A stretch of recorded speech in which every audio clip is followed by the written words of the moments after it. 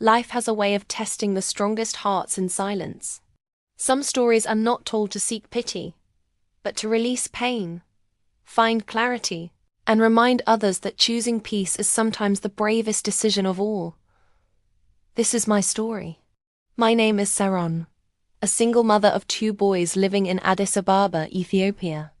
I am also a young widow.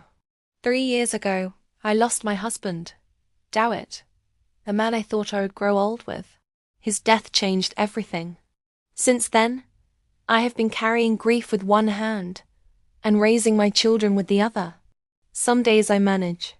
Some days I barely survive. About 8 months ago, I met a man named Tisfay, who was also a widower.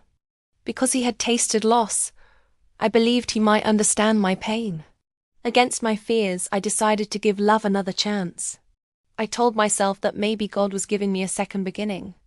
But slowly, the cracks began to show. Tisfay was extremely stingy. From the day I met him, he never supported me financially, not for household upkeep. Not even small gestures like helping me do my hair. It wasn't that he lacked money. He had enough. I stayed quiet, hoping time would soften him. I didn't want to seem demanding. I chose patience over confrontation. Then came the moment that changed everything.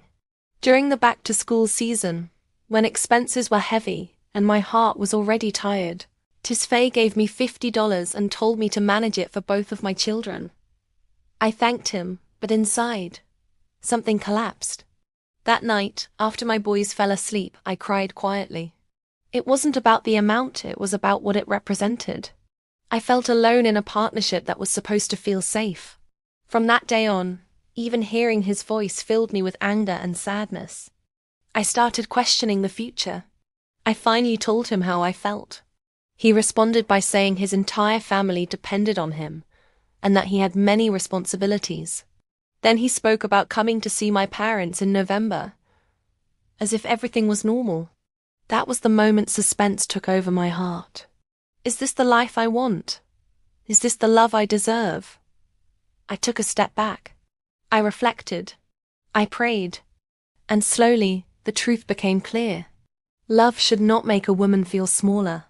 It should not reopen wounds that are still healing. So I chose myself. I ended the relationship not in anger, but with dignity. It was painful, but it was also freeing. For the first time in a long while, I felt peace. I poured my energy into my children, my healing, and rebuilding my strength. Months later, I noticed something beautiful. I was smiling again. I felt lighter, stronger. I learned that being alone is far better than being with someone who makes you feel invisible. And one day, when I least expected it, hope found me again. This time, I was not desperate or afraid. I was whole. The happy ending was not about finding another man. The happy ending was finding myself, reclaiming my worth, and realizing that my future and my children's future could still be bright. This story is not shared to blame anyone, but to remind every woman, every single mother, and every person healing from loss that your feelings matter, and your worth is non-negotiable. Life after pain is not easy, but it is possible. Sometimes the bravest thing you can do is walk away, choose peace, and trust that better days are ahead. If this story touched your heart, encouraged you, or made you feel less alone, please know that you are not by yourself. There are many untold stories like this, and healing begins when we share them.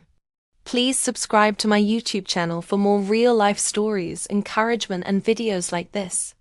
Your support means so much, and together we can heal, grow, and choose happiness, one story at a time. Thank you for listening.